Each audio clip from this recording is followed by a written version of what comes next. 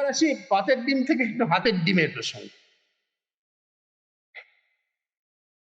আমাদের এই এই যে পশ্চিমবঙ্গে তৃণমূলের জেতা বিধায়ক সাংসদদের দলবদল প্রসঙ্গে এখন বিজেপির মধ্যে তাদের ভালোত্ব আবিষ্কার, ভোটের ঠিক পরে এই যে বিজেপির বিরুদ্ধে চিৎকার করে গলা ফাটিয়ে ভোটে জিতেছেন, এখন সেই বিজেপির মধ্যে মহত্ব আবিষ্কার, এটা প্রসঙ্গে কপিল সিবাল বলেছেন থিয়েটার অফ অ্যাবসার্ডিটি। তা আমাদের মিডিয়া হয়ে গেছে একটা থিয়েটার অফ অ্যাবসার্ডিটি। আমি একটা জায়গায় সেদিন দেখছিলাম যে ডিমের দাম সম্প্রতি হয়তো কিছু বেড়েছে, হয়তো কেন বেড়েছে কিছুটা, বলছিলেন যে এত লোক ডিম ছুটছে, দুর্নীতির দায় ধরা পড়া তৃণমূলের পুরো প্রতিনিধি বা জনপ্রতিনিধি বা নেতা, তাদেরকে এত লোক ডিম ছুটছে, সেই জন্য ডিমের দাম বাড়ছে। এটা যদি পরিহাস ছলে বলা হতো তাতে কিছু বলার ছিল না, কিন্তু এটা খুব সিরিয়াসলি বলা হচ্ছিল।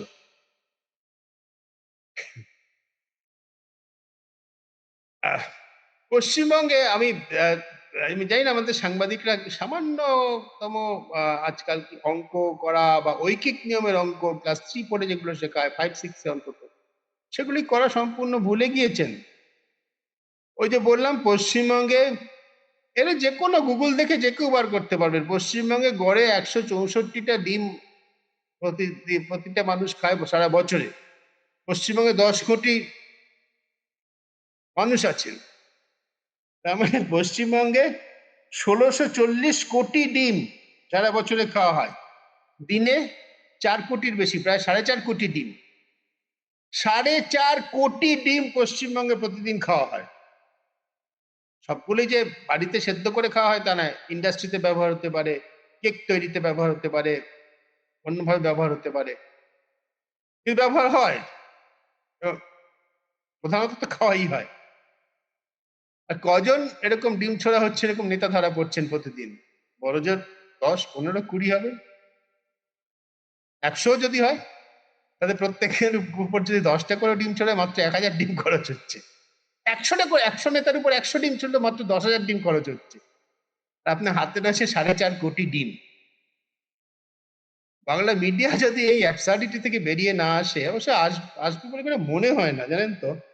আজকাল কিছু কিছু টেলিভিশন চ্যানেল দেখি আমার মনে হয় একটু হয়তো ডাইগ্রেস করে অন্যদিকে চলে যাচ্ছি, মনে হয় যে সত্যি এন্টারটেনমেন্ট চ্যানেলের আর কোনো প্রয়োজন নেই।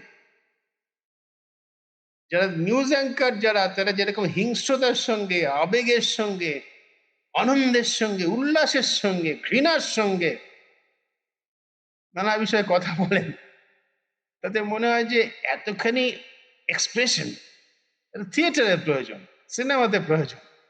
নিউজে যদি এতখানি এত আবেগ থাকে, তার কি প্রয়োজন আছে? ডিম ছড়ানো একটা সিরিয়াসলি কথা বলার আছে।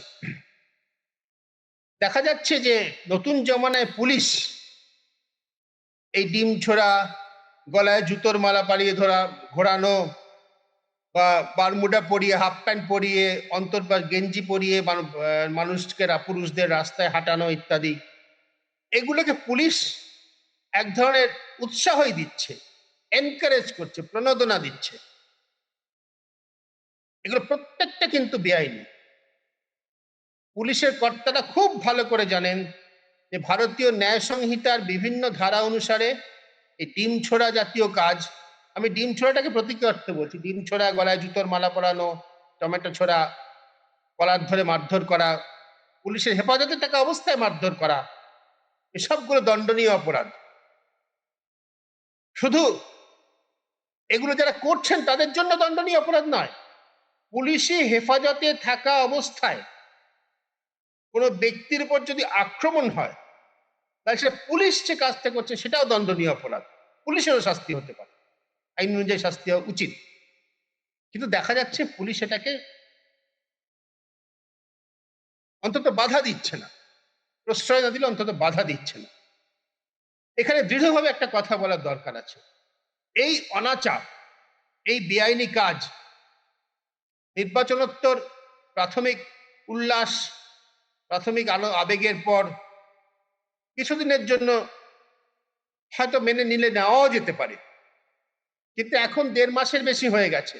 এরপর সমাজে, রাষ্ট্র ব্যবস্থায়, প্রশাসনে সুস্থিতি ফিরে আসা উচিত। এরপর এই দিনের পর দিন এই বেআইনি কাজ চলতে পারে না। যদি প্রশাসনের উচ্চতম মহল থেকে, রাজনৈতিক কর্তৃত্বের উচ্চতম মহল থেকে একবার বলা হয়, যেটা আগের আমলেও তৃণমূল কংগ্রেস আমলে বারবার একই কথা আমরা বলেছি, যদি প্রশাসনের উচ্চতম মহল থেকে, রাজনৈতিক কর্তৃত্বের উচ্চতম মহল থেকে একবার বলা হয় এটা করা চলবে না, এটা পছন্দ করা হচ্ছে না, তাহলে অনেকটা কমে যেতে পারত।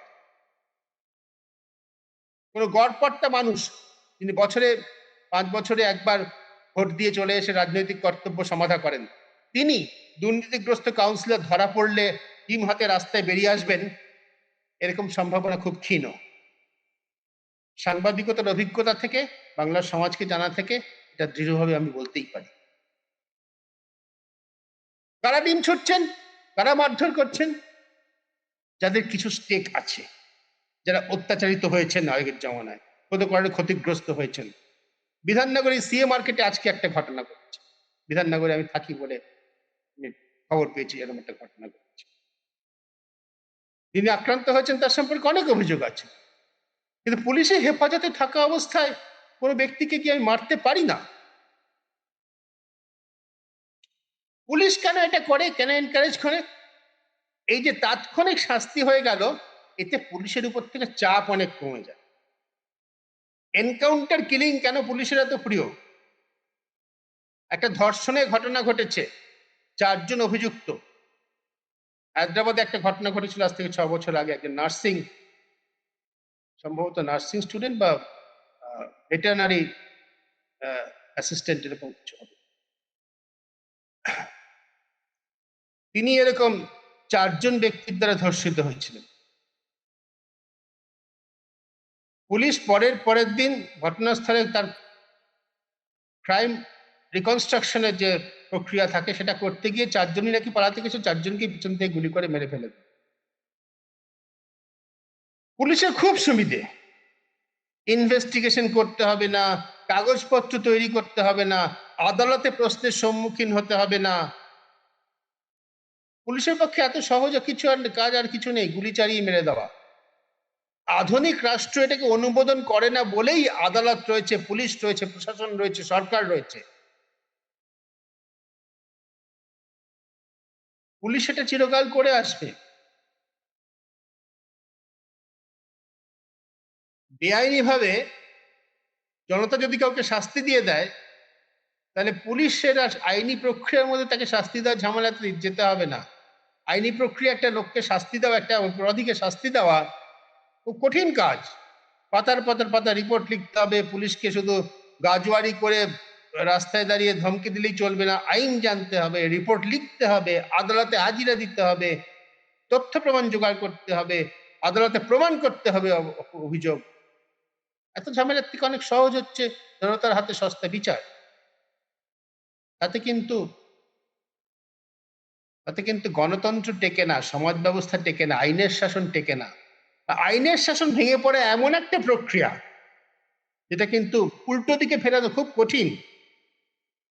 বামফ্রন্টের বলা হয় 34 বছরের যে কর্দম, যে ক্লেদ, যে অব্যবস্থা, যে দুর্নীতি 34 বছরে বামফ্রন্টে হয়েছিল, তৃণমূলে তার দ্বিগুণ হয়েছে 15 বছরে। পরবর্তীতে নতুন জমানা এসছে, তারা কি এটাকে আরো অ্যাক্সিলারেট করবে? যে কোনো অভিযুক্ত ধরা পড়লে তার গায়ে ডিম ছোড়া, তাকে মারধর করা রাস্তায়, এটাই কি আমাদের কালচার হয়ে দাঁড়াবে? এখনই সতর্ক হওয়া প্রয়োজন। এই জন্য যে সংস্কৃতির এই গতি উল্টো দিকে ফেরানো খুব কঠিন। সভ্য হয়ে উঠতে বছরের পর বছর লাগে, দশকের পর দশক কেটে যায় একটা সংস্কৃতি গড়ে তুলতে। সেকে ধ্বংস করা খুব সহজ। একদিনে, 1 ঘন্টায়, বড় বড় নেতাদের এক একটা কথায়, ভোটার তালিকা নিয়ে বিস্তর অভিযোগ, অনেক যথার্থ ভোটার এসআইআর এর ফলে এবার অন্তত ভোট দিতে না পারা, এ সমস্ত কিছুই রয়েছে। তা সত্ত্বেও সব মিলিয়ে বাংলার মানুষ একটা পরিবর্তনের পক্ষে ভোট দিয়েছেন। এই পরিবর্তনটা সদর্থক রাখা, পজিটিভ রাখা সমাজের রাজনৈতিক দলগুলোর এবং সব থেকে বেশি করে রাজনৈতিক নেতাদের কর্তব্য। ওই বাচ্চার পাতের ডিমটা হাতে তুলে নিয়ে ছুঁড়ে মারলাম একজনের গায়ে, রাগ মিটিয়ে চলে গেলাম, এই পরিবর্তনের পক্ষে কি বাংলার মানুষ ভোট দিয়েছেন? আমরা জাতি হিসেবে নিজেদের এইখানে নামিয়ে এনেছি।